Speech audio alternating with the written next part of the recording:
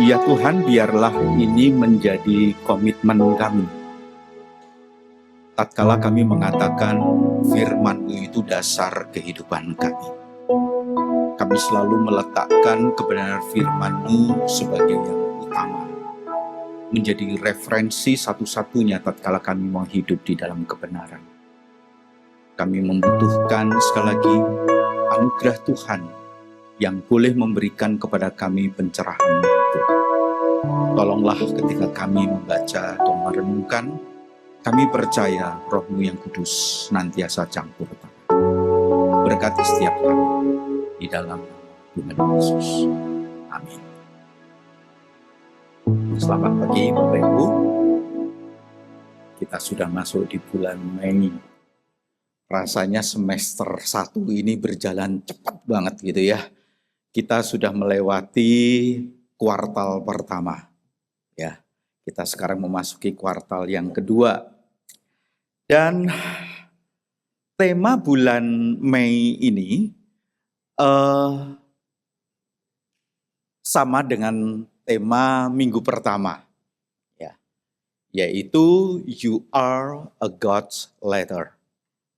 Kita ini adalah bukunya Tuhan, kita ini adalah suratnya Tuhan. Sebuah buku yang senantiasa terbuka dengan sebuah harapan orang-orang boleh melihat suratnya Tuhan itu di dalam kehidupan kita. Mari kita akan membaca satu bagian firman Tuhan yang terambil dari 2 Korintus 3, ayatnya yang kedua dan yang ketiga saja. Ya. Ayat 2 dan ayat 3 saya akan bacakan bagi Bapak Ibu sekalian. Kamu adalah surat pujian kami yang tertulis dalam hati kami dan yang dikenal dan yang dapat dibaca oleh semua orang. Ayat 3. Karena telah ternyata bahwa kamu adalah surat Kristus yang ditulis oleh pelayanan kami. Ditulis bukan dengan tinta tetapi dengan roh dari Allah yang hidup. Bukan pada loh-loh batu, melainkan pada loh-loh daging, yaitu di dalam hati manusia. Bicara soal surat. Sekali waktu sekelebat saya melihat istri saya memasukkan satu barang di lemari. Saya tanya, apa itu? Itu surat-surat kita waktu kita masih pacaran. Ya, saudara. Saya pacaran 3 tahun. Surat-suratan itu menjadi salah satu bagian yang ya dilakukanlah begitu ya. Saya nggak tahu anak sekarang tuh pacaran ada surat nggak ya? Nggak ada surat kali. Surat elektronik gitu ya. Iya. Nggak ada waktu menunggu yang terlalu lama ya.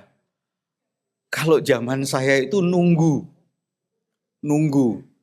Itu sebulan kira-kira terima surat itu, kalau itu rutin begitu ya, seminggu sekali itu udah bagus. Saya di Malang, istri saya ada di Pekanbaru. Ya kan, itu cukup jauh gitu ya. Tetapi ketika menerima surat itu menjadi sesuatu yang sangat menyenangkan karena ditunggu-tunggu. Untuk apa surat itu?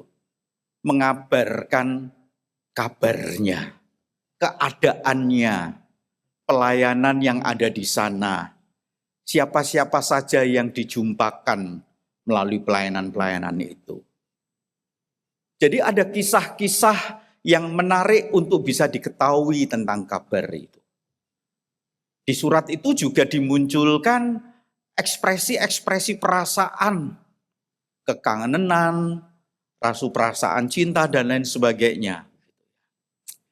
Teman-teman, saya mau tanya, kapan kita terima surat fisik terakhir? Surat fisik, selain dari kantor pajak.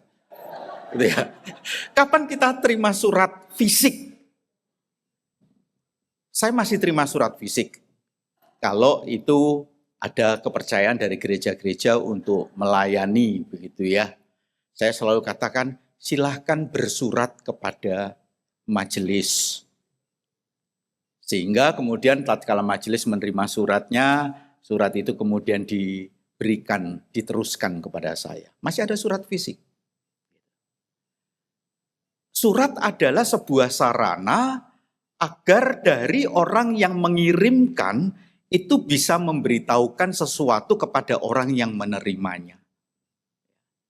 Tentu saja kalau kita bicara surat, itu ada tulisannya. Ada sesuatu yang bisa dibaca.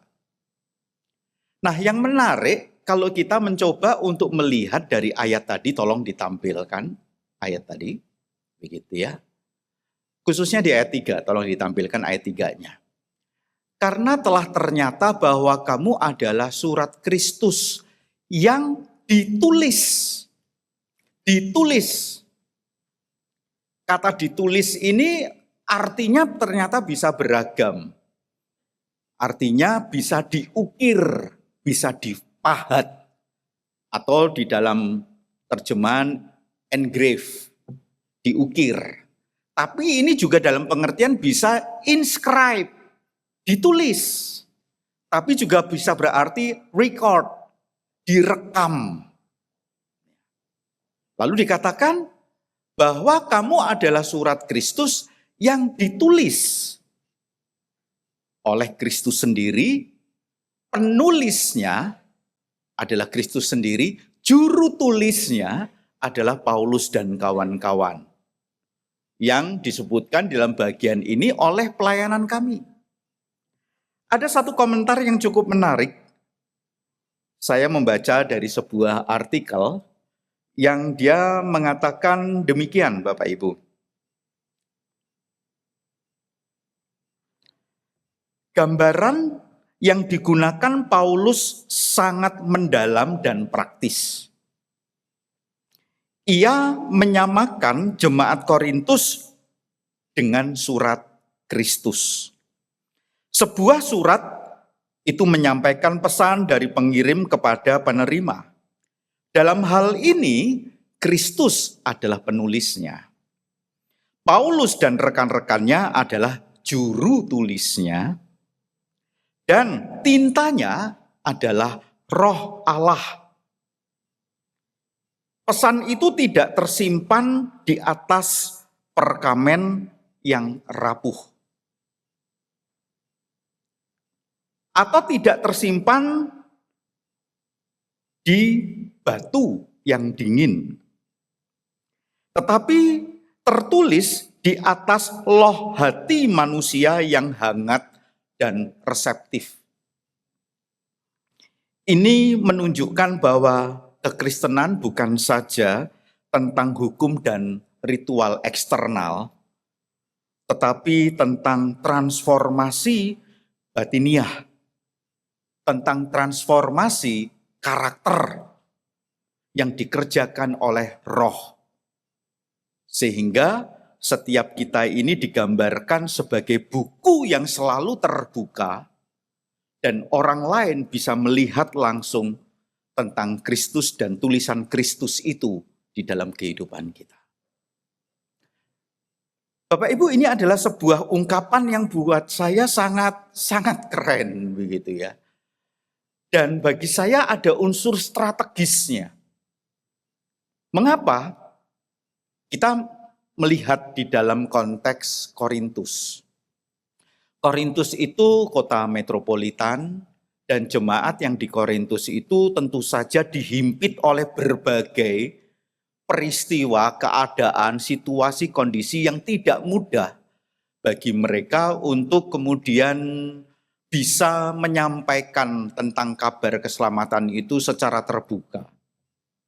Karena sangat besar kemungkinan mereka akan berhadapan dengan orang-orang yang kontra terhadap Injil, menolak dan lain sebagainya. Bapak Ibu, di Korintus itu ada jemaat-jemaat yang sangat rawan terhadap cara menyikapi kehidupan kekristenan mereka menjadi kehidupan yang lebih kompromi. lebih kompromi. Artinya kebenaran itu tidak menjadi bagian yang mutlak diterima untuk mengiring kehidupan mereka. Bahkan mereka bisa bersifat kompromi, artinya ya ini boleh atau tidak boleh. Senior saya ketika saya dulu dibina di Perkantas pernah mengatakan, memang kehidupan kita nggak boleh legalis. Karena ketika kita bicara legalis, kita bicara boleh dan tidak boleh. Ya, ini boleh, ini tidak boleh. Kalau hidup kita legalis, itu kita hanya terpacu kepada boleh dan tidak boleh. Padahal boleh dan tidak boleh, itu terkadang kita menggunakan hal-hal tertentu untuk menjadi patokannya. Jadi misalkan nih sebuah perdebatan yang terjadi ketika merespon firman Tuhan. Kalau firman Tuhan tidak ada tulisan melarang, itu berarti diperbolehkan. Tetapi kalau firman Tuhan itu mengatakan tidak boleh, ya itu berarti jangan dilakukan. Tapi kemudian kita dibawa kepada sebuah cara memahami bagaimana kita mencoba untuk hidup lebih memperkenankan hati Tuhan. Orientasinya apakah Tuhan berkenan untuk kita mengerjakan atau tidak. Lalu senior saya mengambil satu contoh. Gitu ya. Masalah makan daging yang sudah dipersembahkan. Sebetulnya dibilang makanan itu masuk ke mulut, besok sudah keluar ke jamban. Itu Yesus sendiri yang ngomong. Silakan klik Alkitab digital kita, cari kata jamban. Kita akan ketemu di Injil. Tapi Paulus mengatakan bahwa kalau kamu makan sesuatu yang boleh berdasarkan imanmu, tetapi membuat orang yang lemah imannya tersandung, jangan kamu lakukan. Teman-teman, orang-orang Korintus mereka kompromi terhadap hal-hal yang seperti ini.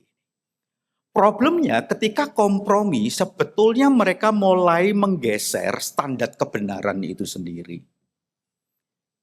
Nah, permasalahannya ketika sesuatu dianggap itu benar atau tidak, terkadang manusia yang berdosa ini punya tendensi untuk menerjemahkan, untuk menafsirkan itu boleh. Maka dia tidak bersalah. Dari mana? Ya dari hasil tafsirannya dia. Korintus punya masalah-masalah seperti itu.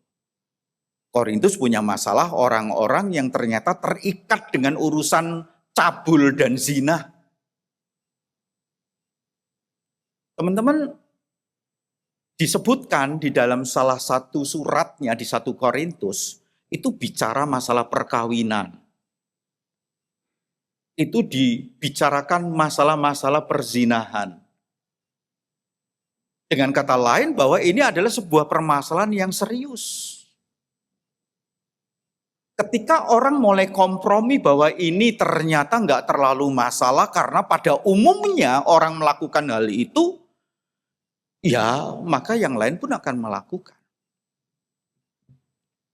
Dalam pelayanan di gereja ini saya dikagetkan oleh sebuah komentar yang diucapkan oleh seorang ibu yang sekarang sudah tidak ada ibu itu. Sudah dipanggil oleh Tuhan. Saya kaget ketika ibu itu mengatakan, kan wajar toh kalau laki-laki itu jajan di luar. Saudara, ini seorang ibu yang sekaligus seorang istri yang mengatakan kan wajar kalau laki-laki itu jajan di luar. Paling tidak komentar itu mungkin kita bisa melihat positifnya. Ibu ini excuse, punya rasa menerima keadaan.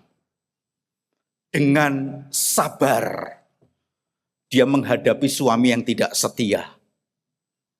Tapi sebetulnya Dia mengizinkan karena dia menganggap wajar. Wajar. Kalau semua laki-laki dianggap wajar, tidak setia dalam rumah tangga, maka ya sudah, kehidupan perkawinan yang diwarnai oleh perzinahan dalam pengertian adultery, dalam konteks perkawinan, ya, bukan fornication, buat orang yang melajang, yang berzinah, istilahnya adalah fornication, maka itu sesuatu yang sangat mungkin terjadi dalam sebuah jemaat, dalam sebuah kota yang sangat metropolitan. Mereka berada di tengah-tengah situasi Korintus yang seperti itu. Belum lagi mereka menghadapi permasalahan-permasalahan yang kaitannya dengan internal gereja. Ada orang-orang yang punya kebiasaan, yang punya hobi memecah belah. Yang kemudian ngompor-ngompori supaya kemudian terjadi sebuah perpecahan. Kalau kita melihat, kan ada dikatakan, aku golongan Yesus, aku golongan Apolos, aku golongan Kefas atau Petrus, aku golongan Paulus dan lain sebagainya. Potensi-potensi perpecahan itu sudah nampak. Maka datanglah orang yang punya karunia memecah-mecahkan ini. Kalau mau dibilang karunia. Dulu ada plesetan, salah satu gelar di dalam teologi itu namanya MDiv. MDiv itu adalah Master of Division, tukang pecah-pecah gereja. Itu ya, saudara. Ini situasi yang dihadapi. Yang sangat besar kemungkinan mereka juga dipengaruhi oleh pengajaran-pengajaran yang lain. Pada waktu kebangkitan Paskah kan kita udah belajar tuh. Pengaruh-pengaruh Helenistik, pengaruh-pengaruh Yunani dan lain sebagainya. Yang tidak mudah bagi mereka untuk kemudian mendekati seseorang, lalu membangun sebuah relasi, lalu kita keluarkan, kalau bahasa penginjilan di zaman-zaman mungkin 10-20 tahun lalu, kan gereja itu selalu menyiapkan traktat. Lalu kita bukain traktat, kita jelasin 4 hukum rohani, kita jelasin tentang 2 pertanyaan diagnosis, kita jelasin tentang buku tanpa kata, yang sering dipakai untuk metode-metode pendekatan penginjilan. Mungkin justru yang mereka hadapi adalah apa? Perlawanan, pertentangan. Kalau boleh, Alkitab itu nggak boleh hadir di kota itu. Kalau boleh. Kalau boleh, nggak ada yang namanya perjanjian lama, perjanjian baru. Dengan kata lain, Alkitab tidak pernah ditemukan. Teman-teman yang terkasih, di dalam keadaan yang kontra terhadap kemungkinan firman Tuhan dalam pengertian Alkitab itu bisa disampaikan kepada mereka, ini yang saya maksud sisi strategisnya. Paulus mengatakan, kalaupun nih saya mencoba mendramatisir, Alkitab nggak boleh masuk, tapi kamu itu adalah suratnya Kristus yang terbuka. Orang lihat kamu, orang melihat Allah yang penuh kasih. Orang lihat kamu ada karakter-karakter Kristus yang nyata. Orang lihat kamu ada kesabaran.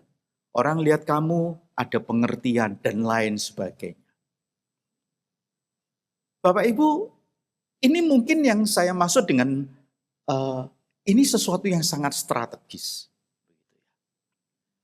Tetapi yang jelas ini kan sesuatu yang tidak terhindarkan karena kita kan berinteraksi. Kita berelasi dengan siapa saja.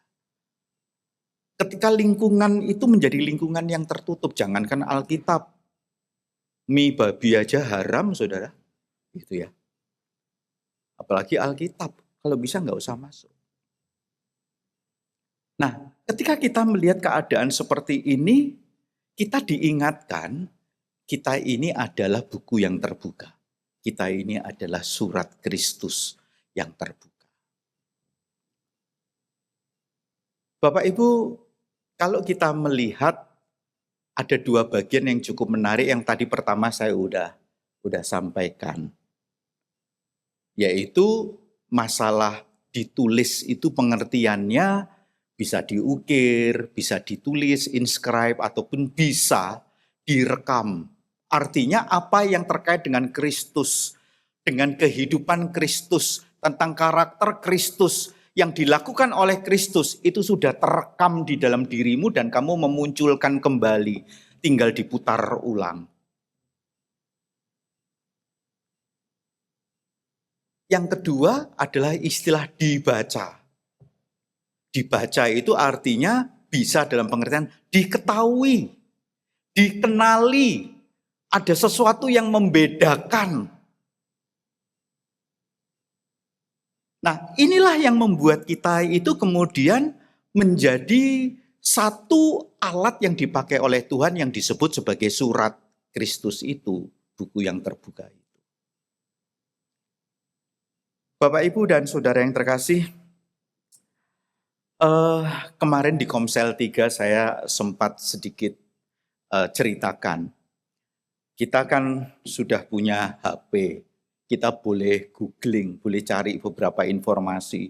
Di zaman dulu-dulu saya itu mendengar kesaksian tentang pelayanan-pelayanan yang ada di negara-negara tertentu, yang kekristenan itu tidak mudah untuk masuk. Lalu ketika orang-orang yang karena Kristus dipenjarakan, lalu kemudian mereka memang tidak boleh untuk membaca Alkitab, maka ada kisah Alkitab yang dirobek-robek, yang dibagi-bagi, lalu setiap orang yang dipenjarakan itu menghafal ayat-ayat itu. Sehingga kalau kemudian ketahuan Alkitab itu disita, apa yang dituliskan itu sudah ada di dalam otaknya. Sehingga itu juga kemudian bisa diucapkan, bisa disampaikan kepada teman yang lain untuk saling menguatkan satu dengan yang lain. Itu kan kisah nyata. Dulu itu ada satu buletin yang terkait dengan sebuah pelayanan misi, judulnya Open Doors. Itu tentang kisah-kisah bagaimana kemudian kekristenan berada di negara-negara yang sulit.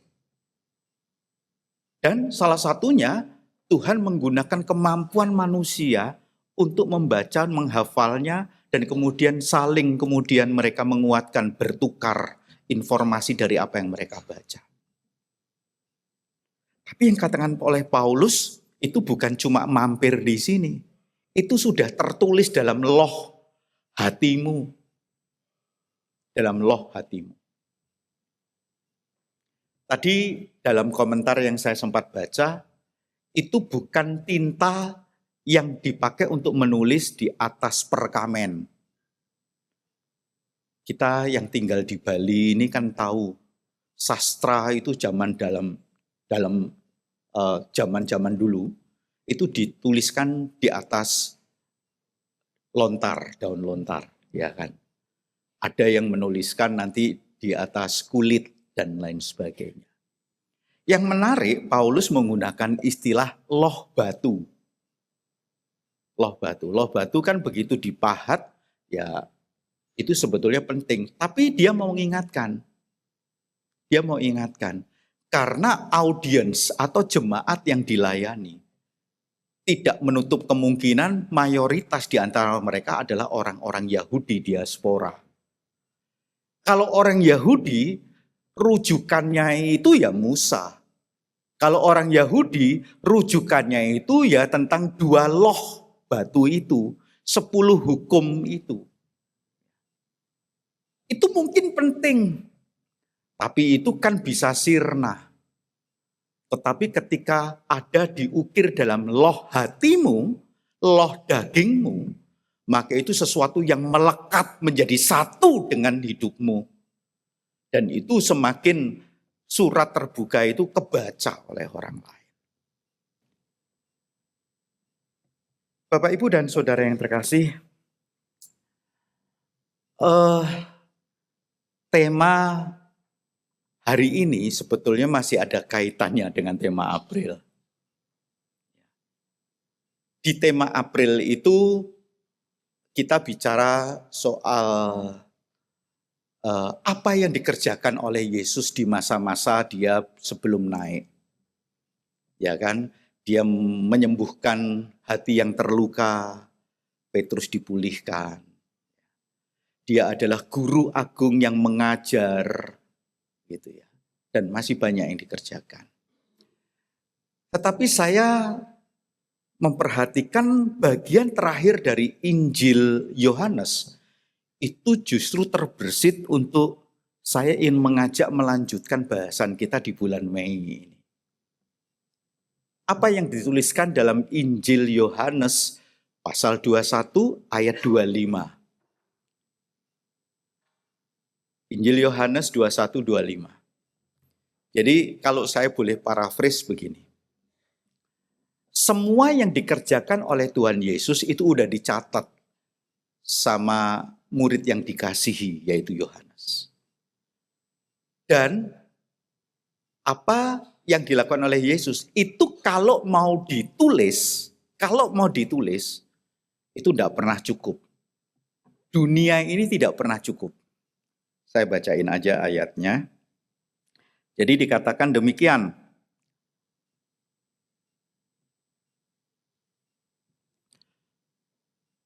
Ini versi bahasa Indonesia masa kini. Masih banyak hal lain yang dilakukan oleh Yesus. Andai kata semuanya itu ditulis satu per satu, saya rasa tak ada cukup tempat di seluruh bumi untuk memuat semua buku yang akan ditulis itu. Jadi kalau karya Yesus itu mau ditulis satu per satu, itu bumi ini nggak pernah cukup untuk memuat buku hasil tulisannya. Ini bahasa Indonesia masa kini. Versi yang lain, yaitu versi mudah dibaca. Bahasanya mungkin lebih gaul. Masih banyak lagi hal lain yang dilakukan oleh Yesus. Jika semuanya itu harus dituliskan, kupikir seluruh dunia ini tidak cukup menjadi tempat semua kitab yang harus ditulis itu. Tidak cukup. Saya bacakan yang versi terjemahan barunya. Masih banyak hal-hal lain lagi yang diperbuat oleh Yesus. Tetapi jikalau semuanya itu harus dituliskan satu persatu, maka agaknya dunia ini tidak dapat memuat semua kitab yang harus ditulis itu. Saya sempat sampaikan ke teman-teman di Komsel 3. Apakah ini bahasa hiperbol? Bahasa yang melebih-lebihkan.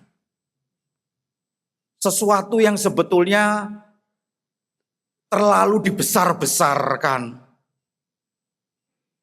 Yaitu Yohanes mengatakan, kalau satu persatu tentang apa yang Yesus ajarkan, yang Yesus perbuat, yang Yesus lakukan tatkala dia ngobrol dengan orang-orang itu tidak pernah cukup. Apakah ini terlalu berlebihan? Padahal anggap saja, Yohanes ini dia intensitas perjumpaan mengiring Yesus itu genap, katam 3,5 tahun. Berarti dia melihat, dia mendengar, dia menyaksikan apa yang dikerjakan oleh Yesus. Dia mengatakan, kalau semuanya aku tulis, enggak cukup. Enggak cukup. Padahal Allah itu adalah Allah yang bukan sekedar menyatakan dirinya 3,5 tahun. Tetapi melanjutkan karyanya di dalam Roh Kudus. Kan Yesus bilang, kalau Roh Kudus itu turun atas kamu, kamu akan menerima kuasa. Dan Roh Kudus masih bekerja sampai saat ini. Dan Roh Allah itu adalah Roh Allah yang terus menuliskan sesuatu di dalam hidupmu. Nah, sementara kita juga melihat di dalam Alkitab ada sebuah pakem yang mengatakan begini. Alkitab ini nggak boleh ditambahin satu iot pun. Artinya sudah lengkap, sudah genap apa yang mau dimaksudkan oleh Allah. Nah, lalu gimana? Ketika nggak muat di satu sisi, tapi seolah-olah nggak boleh ditambahin lagi sesuatu yang dapat diterima sebagai firman Allah. Saya melihatnya, ini yang saya melihat bahwa Paulus itu jeli.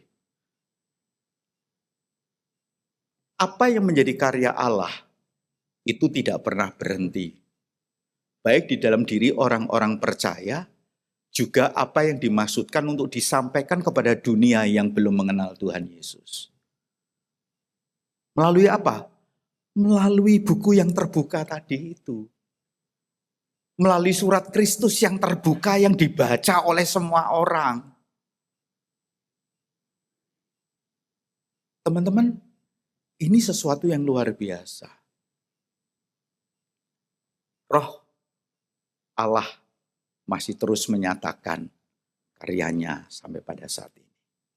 Kalau saya boleh katakan, hidup kita ini masih terus tulisan-tulisan Allah itu masih terjadi dalam hidup kita. Dia tidak pernah berhenti. Dia masih terus mentransformasi kita. Dia masih terus mau mengolah karakter kita. Supaya kemudian ketika buku terbuka itu dibaca oleh orang lain, mereka memang menemukan ada Kristus, ada kasihnya, ada kebaikannya, ada karakternya yang itu nampak jelas melalui kehidupan kita.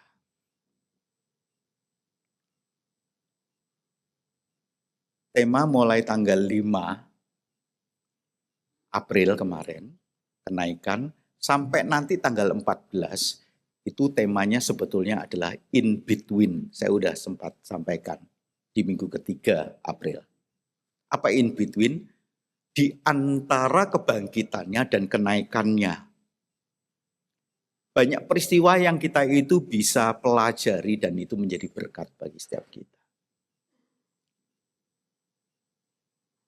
Bapak, Ibu, dan Saudara yang terkasih, sekali lagi kita melihat kepada sebuah predikat yang diberikan, kita adalah surat Kristus yang terbuka, yang dibaca oleh orang lain.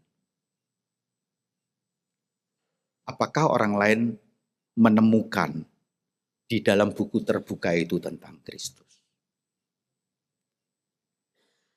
Sekaligus ini adalah kaitannya, kita udah masuk di bulan Mei. Bulan Mei itu adalah bulan kasih, bulannya diakonia, bulan saluran kasih. Ketika orang melihat buku yang terbuka itu, apakah mereka melihat ada kasih Kristus nyata enggak di dalam buku yang terbuka itu? Dan sekali lagi di bulan ini menjadi sebuah tantangan bagi kita. Apakah kita memang bisa memunculkan karakter Kristus itu? Dan mari kita boleh menjadi berkat bagi orang lain. Jangan lupa, sampai hari ini Allah masih menuliskan tentang dirinya di dalam kehidupan kita. Dia tidak pernah berhenti untuk menulis. Dan biarlah kita mengatakan kepada Tuhan, Tuhan, biarlah aku menjadi buku yang terbuka. Sehingga tatkala orang lain melihat hidupku, mereka boleh melihat ada Kristus, ada kasih Allah. Tuhan memberkati kita sekalian. Mari kita masuk dalam doa.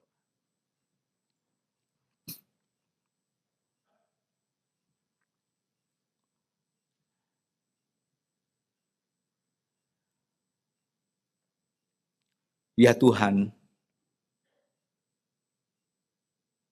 secara apologetis dan secara teologis, praktek kasih itulah yang bisa membungkam kami. Karena sia-sialah kami, ya Tuhan, bisa berdebat sedemikian rupa untuk mau menyatakan kebenaran, tetapi tidak ada konkretnya di dalam kehidupan kami.